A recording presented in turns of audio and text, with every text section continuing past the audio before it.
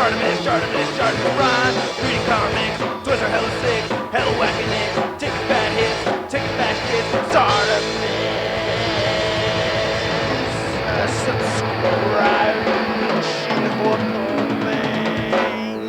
Jazz was a black guy and he ended up being an Italian cartoon.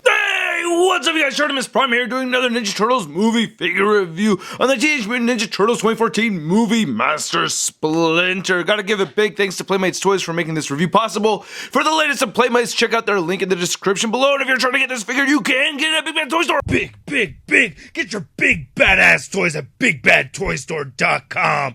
Click the link in the description below. Standard packaging compared to the other figures, except we have all four turtles right here on the side, looking pretty cool, except for Raphael's do-rag kind of looking more purple-ish red and then just a solid red. It says Splinter right over there. Then turn around on the back, we have all four turtles, and then Splinter, Shredder, and Foot Soldier. For some reason, April O'Neil being the hardest one to find. I haven't seen anybody grab that one. And even though they sent review samples to me and a couple friends, I haven't seen anybody pick up April O'Neil. There's this little bio or synopsis of the movie. If you want to go ahead and read that, pause it now. Anyway, let's get to it and crack this thing open. So here's Splinter out of the packaging. Not a bad looking figure. I like the sculpt and the paint applications. He has some details in here that look very cool. The articulation on the figure is a little disappointing, especially because he looked pretty agile in the new trailer, which has actually really changed my opinion of the movie so far. We saw a lot more cool stuff in that trailer that makes me think that the movie is going to be better than I originally thought it was going to be. Again, still really have to wait till you watch the movie till you really gather a strong opinion about it, but so far, after seeing that trailer, I'm a little bit more excited about it than I was before. Anyway, let's take a closer look at the accessories with this figure, and then we'll take a closer look at Master Splinter. So he has this necklace over here that has a scarab right over there. I guess that's a theme in his costume or in his wardrobe anyway. And the movie hasn't come out yet, but you could wrap this around here. I don't know what the significance of this thing is yet, but I guess we'll find out later on. So he wears that. I'd prefer to try to tuck this in underneath his robe, but it's kind of tricky to do. Then he comes with this sword and sheath, looking pretty nice. I like the characters sculpted on here. I think that looks very cool. I really like that. And it's made out of very soft, pliable material, so you could really bend this around and everything. And then the sword itself is pretty nice, looking very similar to Leonardo's sword, but not the same. Doing a side-by-side comparison, you could tell the color difference and just the length of the sword itself is different. And even the hilt right here is sculpted differently. So yeah, you can see the differences. And you cannot put the Leonardo sword in Splinter's sheath. Nope, doesn't.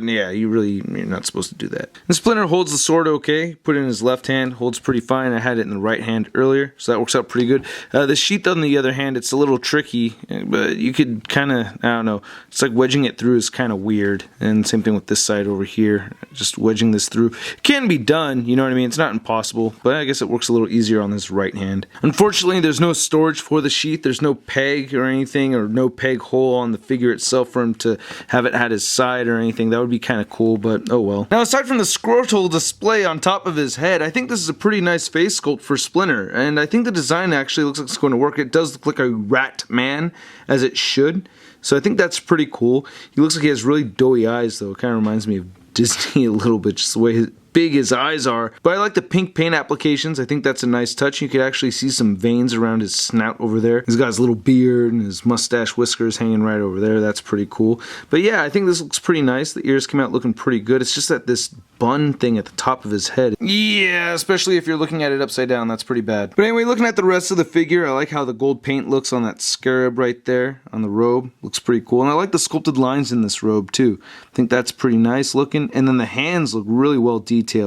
A lot of fur sculpted. It looks like there's some unpainted wrappings right there supposed to go around his hand.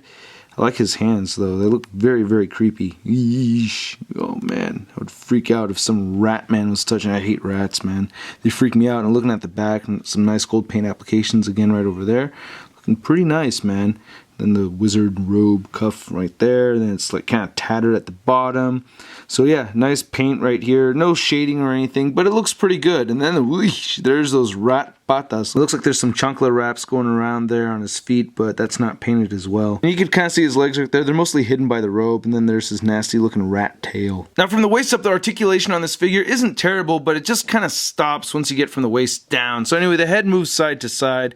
You can't really pulled it. Nah, yeah, you're just getting side to side movement over here. The arms do move outward. You can rotate them forward. He doesn't bend at the elbow, but he does have a swivel at the elbow right here, and he also swivels at the wrist, which I really like. He doesn't have any real waist movement, and now the legs, you can kind of move them outward a little bit. You can kind of move them inward, and they don't really move forward and back. You can twist them side to side. So I'm assuming he has the same kind of leg articulation that we saw on the rest. Well, yeah, if we look, get an upskirt shot of Splinter over here, you can see that, yeah, he has those same kind of hinge that we got with the turtles. So you can see that it's that same kind of thing where you can move it up and down and turn it side to side.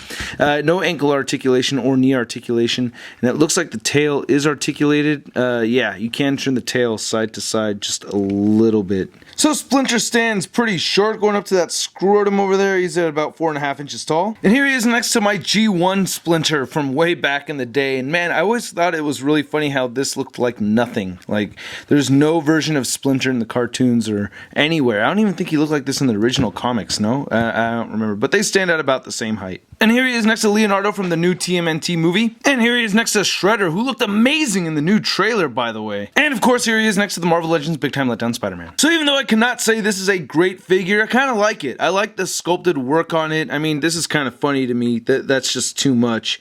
But, you know, it's not a Playmate's fault or anything like that. Whoever designed this for the movie is really to blame for the, you know. That's my review, you guys. I hope you liked it. Please go to toynewseye.com for a full gallery of images. Hit the like button if you liked the video. Leave a comment over at TNI. Leave a comment in this video description, and do not forget to subscribe. I'll catch you guys later. Peace.